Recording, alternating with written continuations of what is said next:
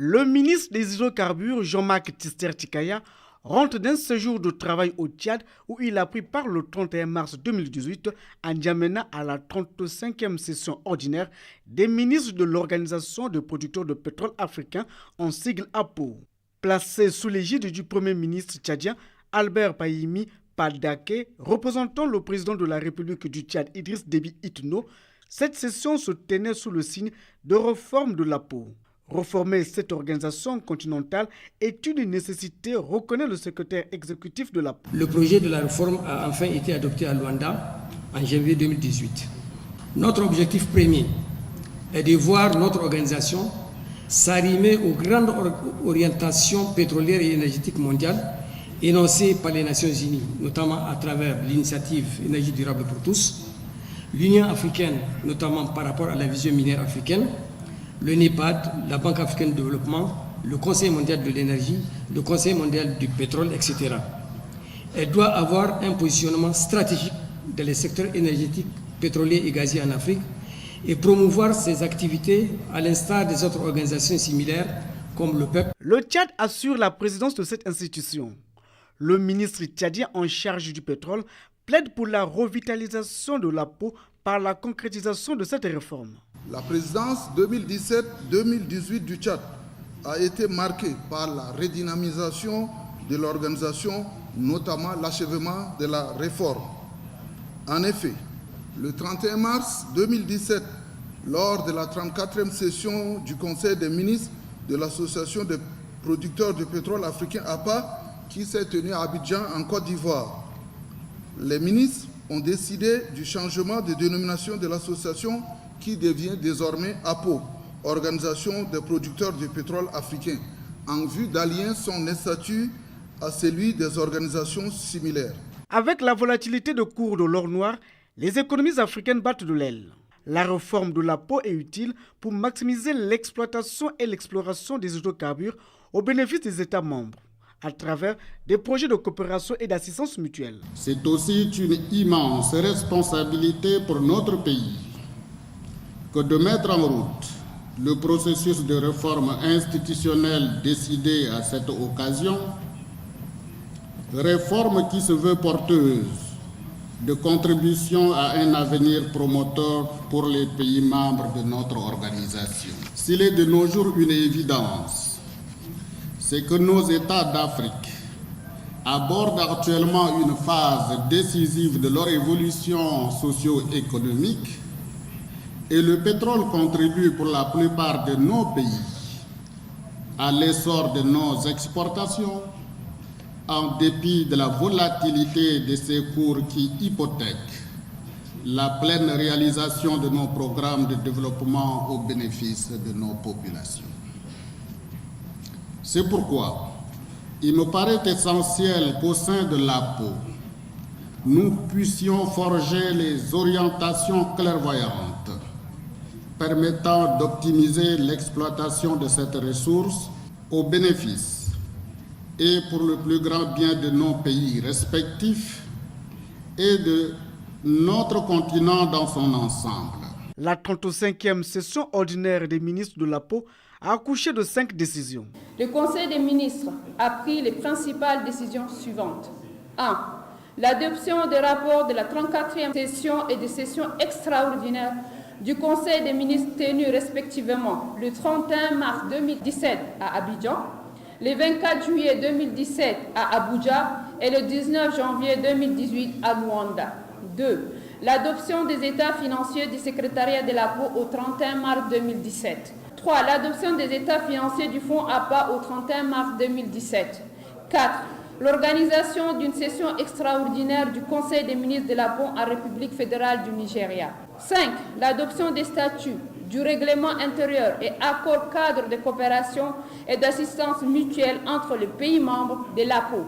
Compte tenu de la situation financière difficile du secrétariat de l'APO, le Conseil a exhorté les pays membres qui n'ont pas encore fait à s'acquitter de leurs contributions statuaires et les arriérés de contribution en vue de contribuer à la marche de l'organisation. L'APO compte 18 États membres. En N'Djamena, 12 États étaient présents. Unanimement, les pays membres ont entériné le processus de réforme par un accord cadre de coopération et d'assistance mutuelle. Au nom du Congo, c'est le ministre des Hydrocarbures Jean-Marc Tshisekedi qui a signé cet accord. Toujours dans la capitale tchadienne, la question énergétique a été aussi évoquée.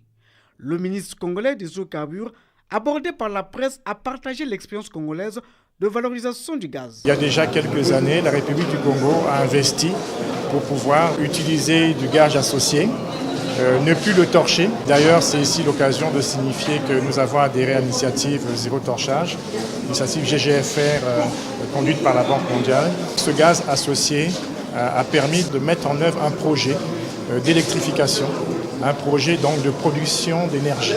Ce qui fait qu'aujourd'hui, nous avons en République du Congo une centrale à gaz qui produit de l'électricité d'une capacité de 300 MW. Cette capacité est en train d'être augmentée puisqu'elle va passer à 450 MW d'ici 2019, avec en ligne de mire comme cible 900 MW. D'autres projets existent, dont la création d'une nouvelle unité de raffinage dans la nouvelle zone économique spéciale. Au-delà de cette diversification, puisqu'il y a d'autres projets énergétiques à partir que du gaz naturel ou gaz associé, nous avons un certain nombre de projets sur des engrais durés, mise en construction d'une nouvelle raffinerie. Cette raffinerie devrait intégrer de la pétrochimie. Mais nous avons aussi d'autres projets comme le gaz naturel liquéfié ou d'autres gaz qui permettront de pallier aux problématiques de l'approvisionnement du gaz domestique en particulier. Les organisations en charge de pétrole ont aussi pour vocation d'influencer les prix des hydrocarbures. Nous avons anticipé et c'est ensemble que nous sommes plus forts. C'est unis. Et nous sommes bien rendus compte que les organisations comme l'APO, mais aussi l'OPEP, ont contribué particulièrement dans une politique de mise en place de quotas de production à la stabilisation des cours du pétrole au niveau international. Ils sont en passe d'y réussir. Nonobstant quelques problèmes au niveau de certains pays, mais en train de réussir à stabiliser le prix du baril autour de 70 $.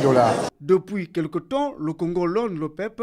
Cette volonté affichée et exprimée au plus haut niveau de l'État. L'année dernière, dans le cadre de l'APO, la République du Congo a participé en qualité d'observateur à l'OPEP. Son Excellence, Monsieur le Président de la République du Congo, Denis Sassou Nguesso, avait annoncé, dans le cadre d'un communiqué, l'adhésion imminente de la République du Congo à l'OPEP, à cette puissante organisation, et avec le soutien de l'Arabie saoudite, dans le cadre du développement de projets économiques. Aujourd'hui, où en sommes-nous? Je suis allé il y a quelques mois à Abuja, au Nigeria. J'ai pu rencontrer en marge d'une conférence le secrétaire général de l'OPEP et nous l'avons réaffirmé la volonté politique de la République du Congo d'adhérer à l'OPEP. C'est dans ce cadre-là que, en ma qualité de ministre des Hydrocarbures congolais, j'ai écrit un courrier formel de demande d'adhésion au secrétaire général de l'OPEP. Cette demande d'adhésion officielle du Congo sera examinée au Conseil de juin, auquel nous participerons bien entendu. Être à l'OPEP, ce n'est pas incompatible avec être à l'APO. Nous devons défendre les intérêts de notre continent, du continent africain, dans le cadre de notre organisation panafricaine. Et c'est fort de cette organisation que nous pouvons peser aussi, contribuer aux décisions internationales qui se prennent au niveau des cartels. Jean-Marc Tshisekedi est également revenu sur les investissements que le Congo a consentis en infrastructure en période de vache grasse. Le gouvernement de la République du Congo a engagé un certain nombre de grands investissements dans des projets d'infrastructure. Grâce aux embellies pétrolières d'avant 2014, la conjoncture économique a freiné ces investissements. L'objectif de s'attaquer aux infrastructures de base, c'était de permettre un développement, une diversification de l'économie, pouvoir en particulier sur l'agriculture, pouvoir avoir toutes les infrastructures de base pour pouvoir évacuer les produits. Aujourd'hui, ça reste une priorité du gouvernement congolais, diversification de l'économie par l'agriculture et les autres secteurs d'activité hors pétrole. Pour la petite histoire, l'APO est née sur les cendres de l'APA, créée en 1946. Le Congo est et demeure le pays siège de l'APO.